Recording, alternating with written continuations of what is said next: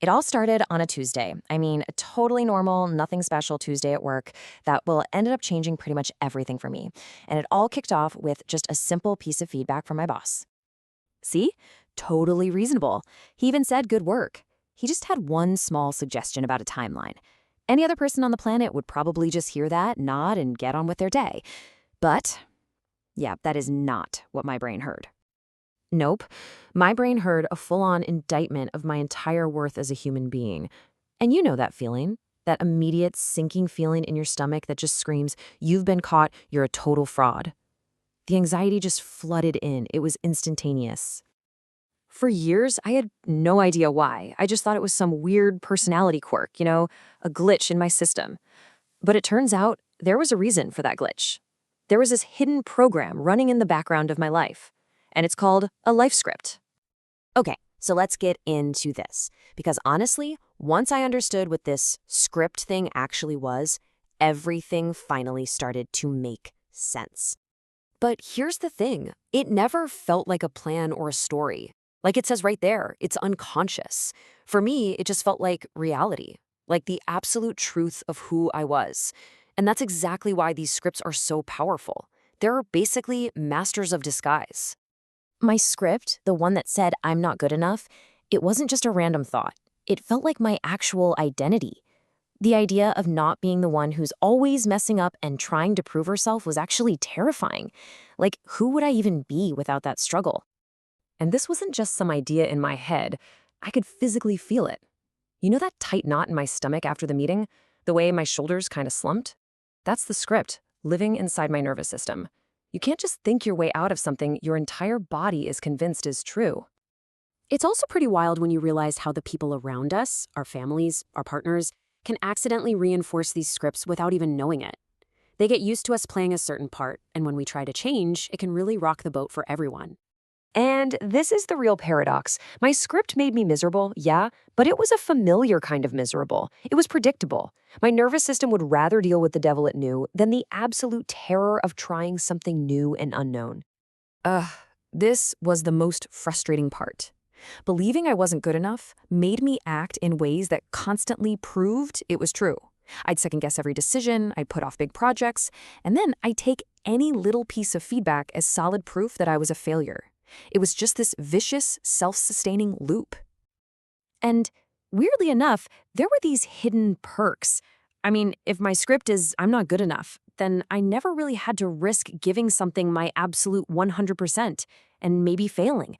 It was like a built-in excuse that kept me from ever truly testing my own limits.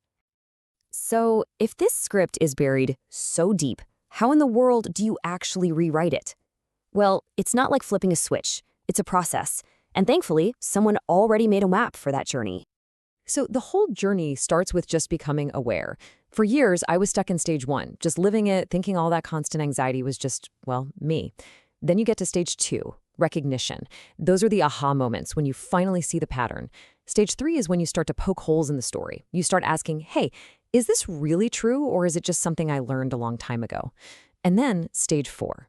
This is the big one. It's the turning point where you consciously decide, you know what, I'm done with this. I am giving myself permission to change. And this is where the rubber meets the road, where you go from just thinking about it to actually doing something.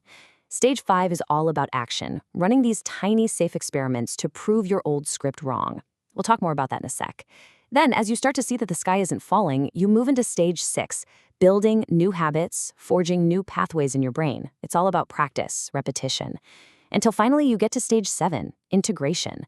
And that's when the new way of being just feels more natural than the old one. You're actually living from choice, not just old programming.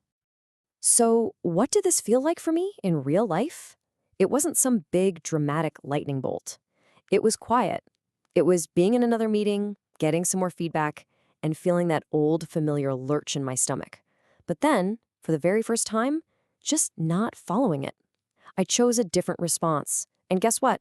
The world didn't end. This chart pretty much nails the before and after.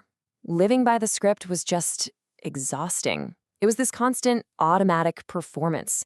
Rewriting it, well, it feels lighter, more intentional. And suddenly you realize that where you used to see only one dead-end road, there are now all these other options. The changes, they show up in these small ways at first. You start catching the script as it's happening, not hours later when you're replaying it in your head. You find yourself doing something different even though you're scared. Those old triggers, like a little bit of work feedback, they just don't have the same power over you. Things start to feel a little lighter, your relationships might change, and you might even catch yourself genuinely laughing more. Those are the real signs that you're breaking free. Okay, so the most important thing to get is that this isn't just some interesting theory to think about. It's a practical, hands-on process. If any of this is hitting home for you, here are the exact first steps that I took. And I promise they are simple. They're not intimidating at all. First things first, just figure out where you are on that 7-stage map and be really honest with yourself. Are you in stage 1, where this is all brand new information? Or maybe you're in stage 3 and you've already been questioning things. Knowing where you are tells you exactly what to work on next, right? You wouldn't try to run a bunch of experiments if you haven't even given yourself permission to change yet. Okay, next, I want you to write yourself a permission slip. My old script said I wasn't allowed to be good enough. So I literally wrote, I give myself permission to be competent and capable, even when I make mistakes. I know, it sounds almost silly, but explicitly giving yourself the permission you never got as a kid, it's unbelievably powerful.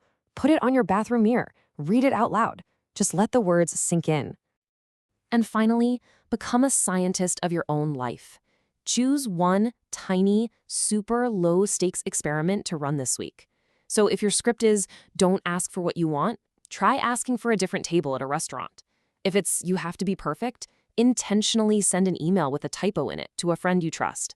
The whole point is just to gather data.